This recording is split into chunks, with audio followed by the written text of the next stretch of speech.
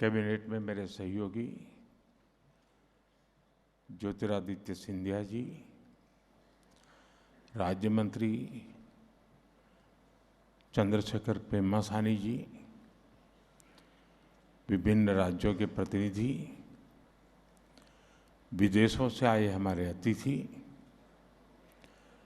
Telecom sector से जुड़े सभी महानुभाव, यहाँ उपस्थित विभिन्न कॉलेजों से आए मेरे युवा साथी, देवी और सज्जनों, इंडिया मोबाइल कांग्रेस के इस खास एडिशन में मैं आप सभी अतिथियों का अभिनंदन करता हूं। अभी हमारे बहुत सारे स्टार्टअप्स ने कई महत्वपूर्ण विषयों पर अपने प्रेजेंटेशन दिए हैं। Financial fraud prevention, quantum communication, 6G,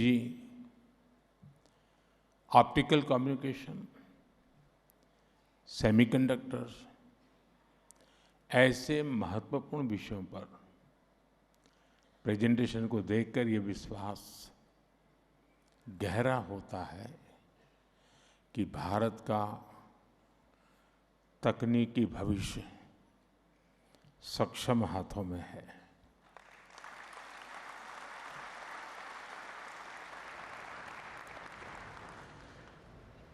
मैं इस कार्यक्रम के लिए और सभी नए इनिशिएटिव्स के लिए आप सभी को शुभकामनाएं देता हूं। फ्रेंड्स, आईएमसी का ये आयोजन अब सिर्फ मोबाइल या टेलीकॉम तक सीमित नहीं रहा है। सिर्फ कुछ वर्षों में आईएमसी का ये इवेंट एशिया का सबसे बड़ा डिजिटल टेक्नोलॉजी फोरम बन गया है।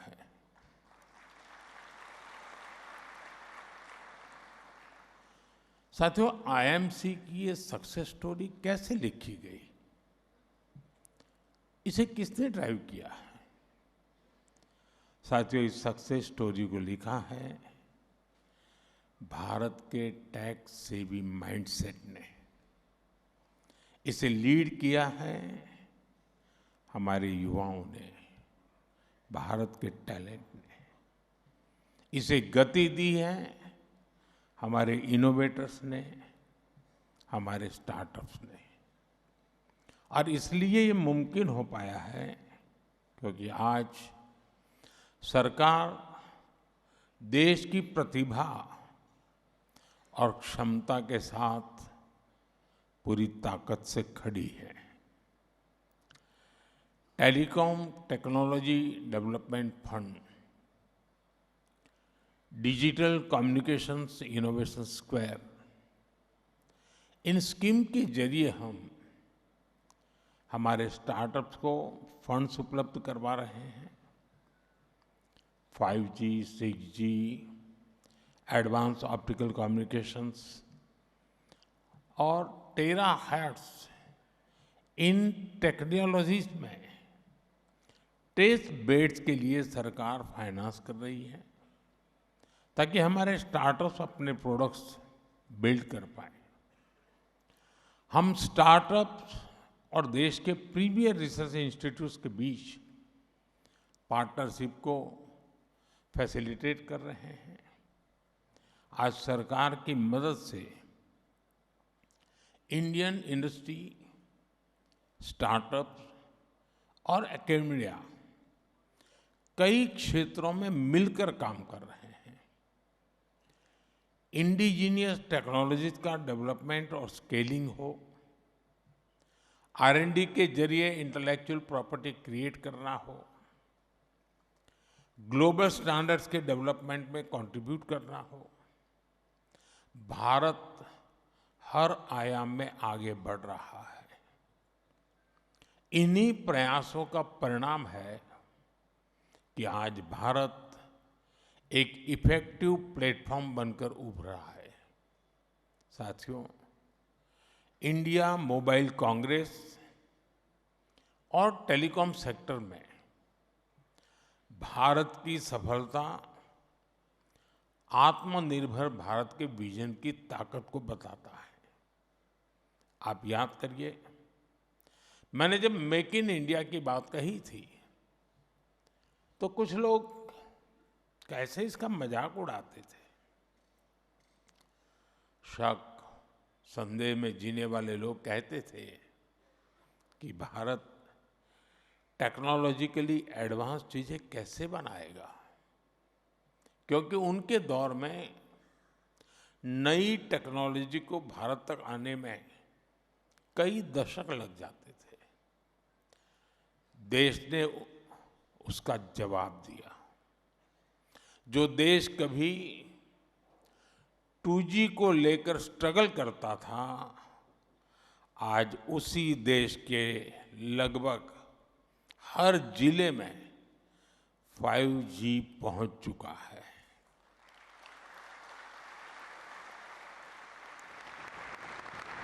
हमारा इलेक्ट्रॉनिक्स प्रोडक्शन 2040 की तुलना में 6 टाइम बढ़ चुका है। मोबाइल फोन मैन्युफैक्चरिंग में 28 टाइम्स और एक्सपोर्ट में 127 टाइम्स की वृद्धि हुई है। पिछले एक दशक में मोबाइल फोन मैन्युफैक्चरिंग सेक्टर ने लाखों डायरेक्ट जॉब्स क्रिएट की हैं। अभी हाल ही में एक बड़ी स्मार्टफोन कंपनी का डेटा सामने आया है। आज 45 भारतीय कंपनियां उस एक बड़ी कंपनी की सप्लाई चेन से जुड़ी हैं। इससे करीब 3.5 लाख रोजगार देश में पैदा हुए हैं। और ये केवल एक कंपनी का आंकड़ा नहीं है। आज देश में कितनी ही कंपनियां बड़े स्केल पर मैन्युफैक्चरिंग कर रही हैं। इसमें अगर इनडायरेक्ट अपॉर्चुनिटीज को जोड़ दें तो हम कल्पना कर सकते हैं कि रोजगार का ये नंबर कितना बड़ा बन जाता है। साथियों, कुछ दिन पहले ही भारत ने अपना made in India 4G stack launch किया है। ये देश की बड़ी स्वदेशी उपलब्धि है।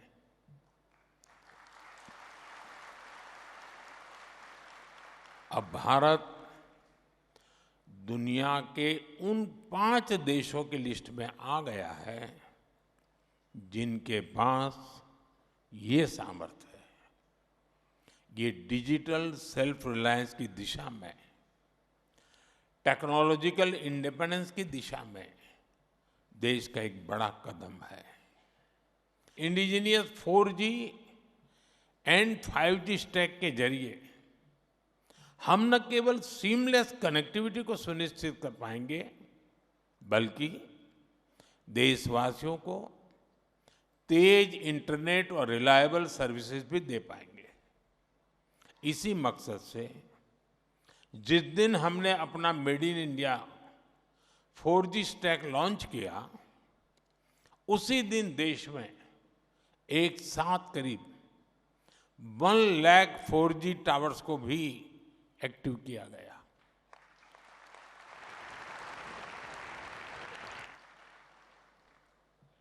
दुनिया के कुछ देशों को 1 लाख टावर की बात करते हैं तो भी उनको अजूबा लगता है। ये आंकड़े बहुत बड़े लगते हैं लोगों को। इसके कारण एक साथ 2 करोड़ से ज्यादा लोग देश की डिजिटल मूवमेंट का हिस्सा बने हैं। इसमें कई ऐसे इलाके थे जो रिमोट एरिया में थे, जो डिजिटल कनेक्टिविटी में पीछे छूट गए थे। अब ऐसे सभी क्षेत्रों में इंटरनेट कनेक्टिविटी पहुंची है। साथियों, भारत के made in India 4G stack की एक और विशेषता है। हमारा 4G स्टैक एक्सपोर्ट रेडी भी है। यानी ये भारत की बिजनेस आउटरीच का माध्यम भी बनेगा। इससे 2030 के भारत यानी भारत 6G विजन को पूरा करने में भी मदद मिलेगी। साथियों, 10 सालों में भारत की टेक्नोलॉजी रिवॉल्यूशन बहुत तेजी से आगे बढ़ी है और स्पीड और स्केल को मैच करने के लिए बहुत लंबे समय से एक मजबूत लीगल और मॉडर्न पॉलिसी फाउंडेशन की जरूरत महसूस हो रही थी। हमने इसके लिए टेलीकम्युनिकेशंस एक्ट बनाया। इस कानून ने द इंडियन टेलीग्राफ एक्ट और the Indian wireless telegraph act, उन दोनों को रिप्लेस किया। ये कानून तब के थे जब यहां बैठे हम आप जैसे किसी व्यक्ति का जन्म भी नहीं हुआ था, और इसलिए पॉलिसी लेवल पर जरूरत थी कि हम 21वीं सदी की अप्रोच के हिसाब से एक नई व्यवस्था बनाएं, और हमने वही किया है। ये नया कानून रेगुलेटर नहीं है, बल्कि एक फैसिलिटेटर की तरह काम करता है। अब अप्रूवल्स आसान हुए हैं, राइट ऑफ वे परमिशन जल्दी मिलती है, इसका परिणाम भी दिख रहा है। फाइबर और टावर नेटवर्क का विस्तार तेजी से हो रहा है। इससे ईज ऑफ डूइंग बिजनेस बढ़ी है, इन्वेस्टमेंट को एनकरेज किया जा रहा है और उद्योगों को लॉन्ग टर्म प्लानिंग में सुविधा हुई है। साथियों, आज हम देश में साइबर सिक्योरिटी को भी उतनी ही प्राथमिकता दे रहे हैं। साइबर फ्रॉड्स के खिलाफ कानून सख्त किए गए हैं और अकाउंटेबिलिटी भी बढ़ाई है, और ग्रीवेंस रिड्रेसल के मैकेनिज्म को भी बेहतर किया गया है। इंडस्ट्री और कंज्यूमर्स दोनों को इसका बहुत बड़ा लाभ मिल रहा है। फ्रेंड्स, आज पूरा विश्व भारत के पोटेंशियल को रिकॉग्नाइज कर रहा है। दुनिया का दूसरा सबसे बड़ा टेलीकॉम मार्केट हमारे पास है। दूसरा सबसे बड़ा 5G मार्केट यहां है, और मार्केट के साथ ही हमारे पास मैन पावर भी है, मोबिलिटी भी है और माइंडसेट भी है। और जब मैन पावर की बात आती है तो भारत में स्केल और स्किल दोनों एक साथ दिखाई देते हैं। आज भारत दुनिया की सबसे बड़ी युवा आबादी का देश है, और ये जनरेशन बहुत बड़े लेवल पर स्किल बनाई जा रही है। भारत आज दुनिया में सबसे तेजी से बढ़ती डेवलपर पॉपुलेशन वाला देश है। साथियों, आज भारत में 1 GB वायरलेस डेटा की कीमत 1 कप चाय के दाम से भी कम है।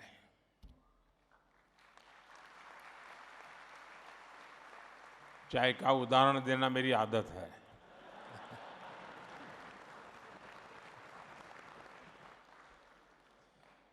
पर यूजर डेटा कंजम्पशन में हम दुनिया के अग्रिम देशों में आते हैं।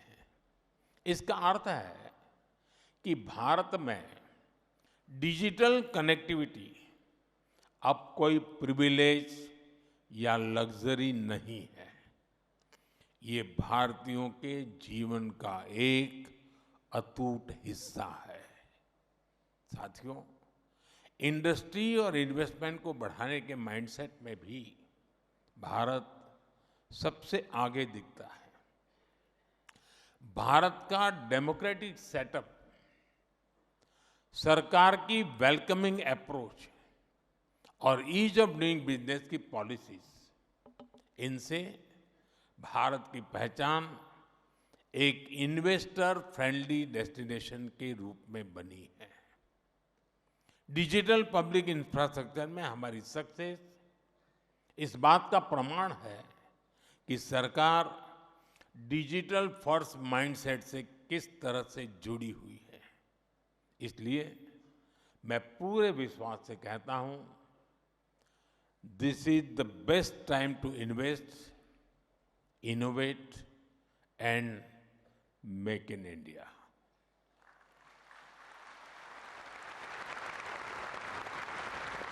मैन्युफैक्चरिंग से सेमीकंडक्टर्स तक, मोबाइल से इलेक्ट्रॉनिक्स और स्टार्टअप तक, हर एक फील्ड में भारत में ढेर सारी संभावनाएं हैं, ढेर सारी एनर्जी है। साथियों, कुछ सप्ताह पहले ही 15 अगस्त को मैंने लाल किले से घोषणा की है कि ये साल बड़े बदलावों का, बड़े रिफॉर्म्स का साल है। हम रिफॉर्म्स की गति बढ़ा रहे हैं और इसलिए हमारी इंडस्ट्री का, हमारे इनोवेटर्स का दायित्व भी बढ़ रहा है और इसमें बहुत बड़ी भूमिका हमारे स्टार्टअप्स की है। हमारे यंग इनोवेटर्स भी हैं। अपनी स्पीड से, अपनी रिस्क टेकिंग एबिलिटी से स्टार्टअप्स नए रास्ते, नए अवसर बना रहे हैं और इसलिए मुझे देखकर खुशी है कि आईएमसी ने भी इस साल 500 से ज्यादा स्टार्टअप्स को बुलाकर उन्हें इन्वेस्टर्स और ग्लोबल मेंटर्स के साथ जुड़ने का मौका दिया है। साथियों, इस सेक्टर की ग्रोथ में हमारे एस्टैब्लिश प्लेयर्स का रोल लगातार बढ़ रहा है। ये प्लेयर्स देश की इकोनॉमी को आगे बढ़ाने के लिए स्टेबिलिटी, स्केल और डायरेक्शन देते हैं। उनके पास रिसर्च और डेवलपमेंट की कैपेबिलिटीज हैं और इसलिए हमें स्टार्टअप की स्पीड और एस्टैब्लिश प्लेयर्स की स्केल दोनों से पावर मिलेगी। साथियों, हमारी इंडस्ट्री से जुड़े ऐसे कई विषय हैं जिन पर स्टार्टअप्स के युवा, हमारी academia, research institute, research community और पॉलिसी मेकर्स सबको मिलकर के काम करने की जरूरत है। आईएमसी जैसा प्लेटफॉर्म ऐसे संवाद शुरू करने में उपयोगी हो तो शायद लाभ हमारा अनेक गुना बढ़ जाएगा। साथियों, हमें देखना होगा कि ग्लोबल सप्लाई चेन में कहाँ रुकावटें आ रही हैं। मोबाइल, टेलीकॉम, इलेक्ट्रॉनिक्स और पूरे टेक्नोलॉजी इकोसिस्टम में जहां भी ग्लोबल बॉटलनेक्स हैं, वहां भारत के पास दुनिया को सॉल्यूशन देने का मौका है। उदाहरण के लिए हमने पहचान की सेमीकंडक्टर मैन्युफैक्चरिंग की कैपेसिटी अब कुछ गिने चुने देशों तक सीमित थी और पूरी दुनिया डाइवर्सिफिकेशन चाहती थी। आज भारत ने इस दिशा में महत्वपूर्ण कदम उठाया है। भारत में 10 सेमीकंडक्टर मैन्युफैक्चरिंग यूनिट्स पर काम हो रहा है।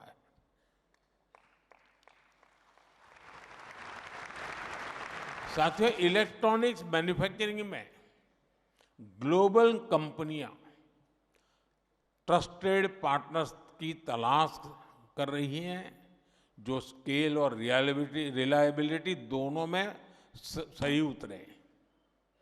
दुनिया टेलीकॉम नेटवर्क इक्विपमेंट में डिजाइन और मैन्युफैक्चरिंग के लिए भी भरोसेमंद पार्टनर चाहती है। क्या भारतीय कंपनियां रिलायबल ग्लोबल सप्लायर्स और डिजाइन पार्टनर्स नहीं बन सकती? साथियों, मोबाइल मैन्युफैक्चरिंग में चिपसेट्स और बैटरियों से लेकर डिस्प्लेज और सेंसर्स तक ये काम देश के भीतर और ज्यादा होने की जरूरत है। दुनिया पहले से कहीं ज्यादा डेटा जनरेट कर रही है। इसलिए स्टोरेज, सिक्योरिटी और सॉवरेनिटी जैसे सवाल बहुत महत्वपूर्ण हो जाएंगे। डेटा सेंटर्स और क्लाउड इंफ्रास्ट्रक्चर पर काम करके भारत एक ग्लोबल डेटा हब बन सकता है। साथियों, मुझे आशा है कि आने वाले सेशंस में हम इसी अप्रोच को, इसी टारगेट को लेकर आगे बढ़ेंगे। एक बार फिर आईएमसी के इस पूरे कार्यक्रम के लिए आप सभी को मेरी ढेर सारी शुभकामनाएं हैं। आप सबका बहुत बहुत धन्यवाद। Thank you.